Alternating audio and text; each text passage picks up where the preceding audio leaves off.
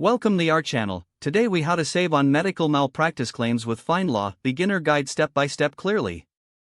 Begin by understanding what medical malpractice claims are. Research the types of malpractice claims most commonly filed. Visit FindLaw's website to access their resources. Use the search bar to find specific articles on medical malpractice. Familiarize yourself with the relevant state laws regarding malpractice claims.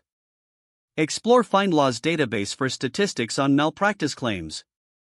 Assess the costs associated with medical malpractice insurance. Compare different insurance providers and their malpractice coverage options. Utilize FindLaw's tools to analyze your specific situation. Consider reaching out to legal professionals through FindLaw's directory. Gather documentation related to your case to strengthen your claim.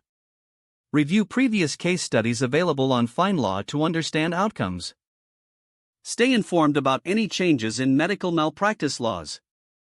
Take advantage of webinars or articles on FindLaw that discuss risk management strategies.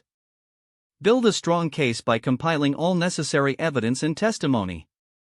When needed, consult a legal expert through FindLaw for personalized advice. Keep detailed records of all interactions related to your claim. Track changes in your medical practices that can help minimize future claims. Follow up regularly on your claim's progress and any updates available on FindLaw. If the page does not load, refresh the browser or try again in a private or incognito window. Make sure you are using the correct email address, then retype it carefully to avoid small typos.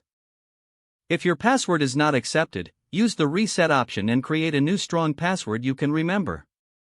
Check your spam folder for verification or security emails, then complete any requested confirmation steps.